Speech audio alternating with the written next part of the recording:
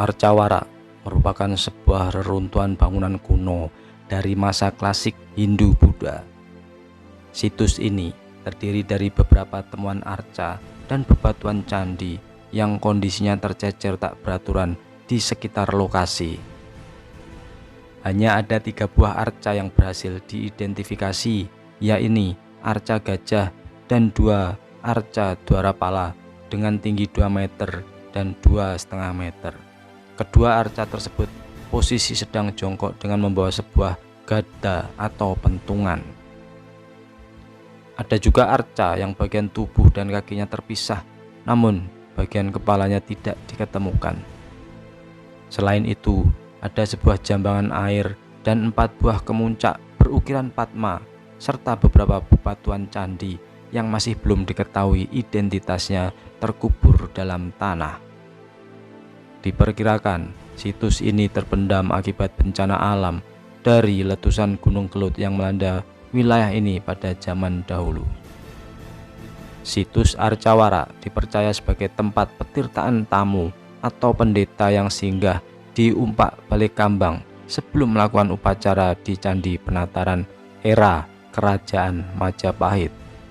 Situs ini terletak di tepi sungai yang memiliki kolam dengan sumber mata air yang cukup besar. Didukung kondisi situs yang berada di tepi sungai dan ditemukannya sebuah arca gajah yang punggungnya bercerat. Menurut para ahli, arca tersebut difungsikan untuk mengalirkan air di salah satu pancuran dari petirtaan yang ada di situs tersebut.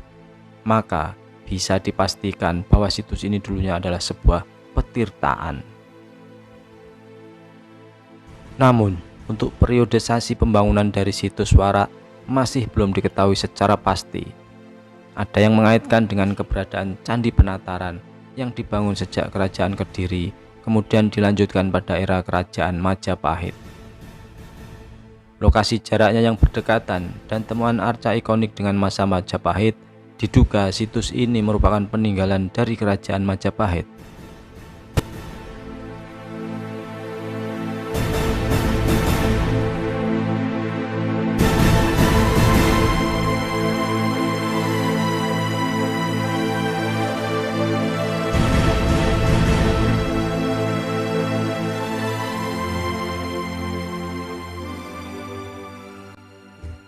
Kabupaten Blitar menyimpan tempat-tempat kuno yang cocok untuk destinasi wisata sejarah.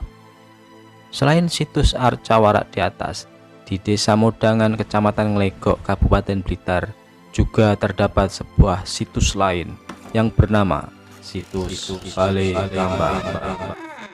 Situs ini masih memiliki kaitan dengan situs Arcawara dan Candi Penataran.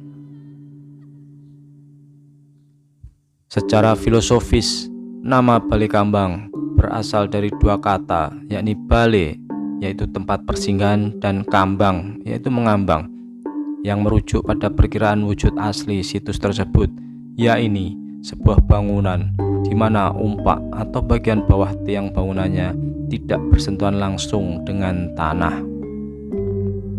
Di bawah umpak tersebut terdapat batu bata merah berukuran sedang khas Majapahit yang menjadi alas. Jumlah umpak di situs Balekambang secara keseluruhan ada 36 yang diletakkan bersusun dari depan ke belakang. 4 umpak paling depan adalah bagian dari pintu masuk, 2 di belakangnya adalah bagian dari teras, dan 30 umpak yang berjajar hingga belakang adalah bagian utama balai atau bangunan. Jika dilihat dari umpak-umpak yang berjajar, terlihat bahwa gambaran Balekambang secara utuh adalah bangunan yang menghadap ke selatan. Namun, bukan tidak mungkin bahwa bangunan ini di masa lalu sebenarnya memiliki arah hadap sebaliknya. Hal ini dikarenakan belum adanya penelitian dan penggalian lebih lanjut pada area situs Balekambang itu sendiri. Penafsiran tentang apa sebenarnya situs ini masih beragam dan berbeda-beda di setiap masyarakat.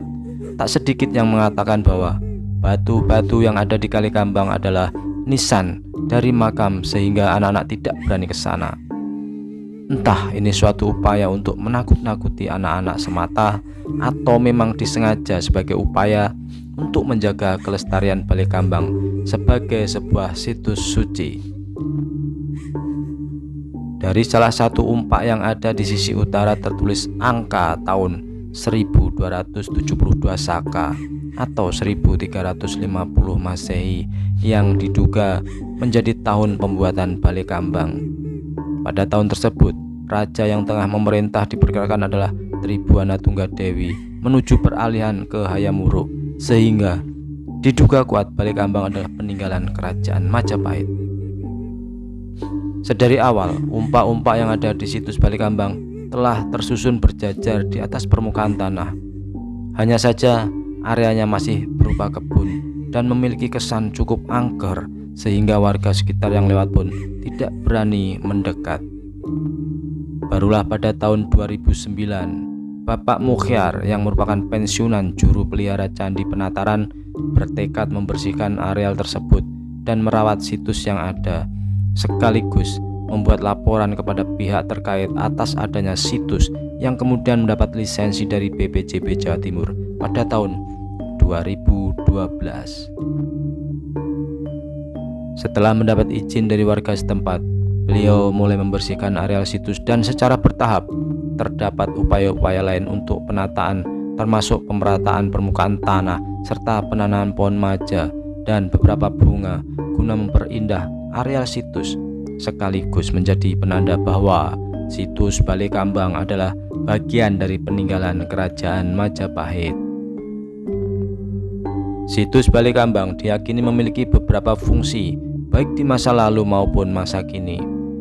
Di masa lalu, Balai Kambang diduga kuat adalah tempat singgah raja-raja dan pejabat penting kerajaan Majapahit ketika mereka berkunjung ke tlatah Blitar. Selain sebagai tempat singgah, Balai Kambang juga diyakini menjadi tempat musyawarah para petinggi kerajaan sekaligus berdoa karena areal ini juga merupakan area suci.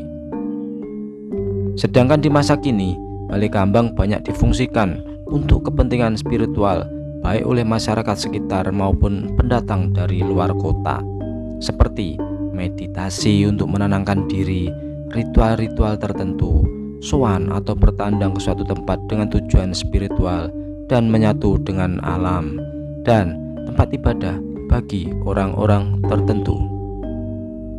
Tak jarang ada saja masyarakat yang melakukan nyadran atau selamatan atau kenduren yang dilakukan secara berkelompok dengan bantuan seorang dukun manten atau lainnya.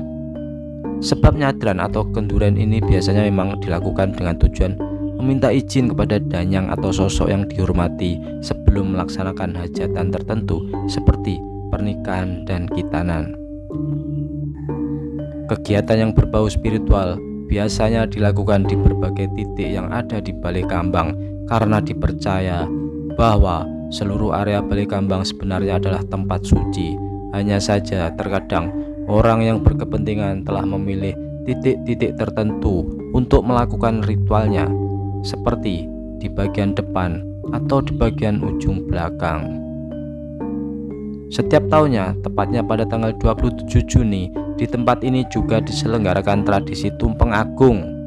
Nantinya, Balai Kambang adalah titik keberangkatan sekaligus sebagai lokasi para peserta untuk pamit sebelum tumpeng dikirap menuju Candi Penataran.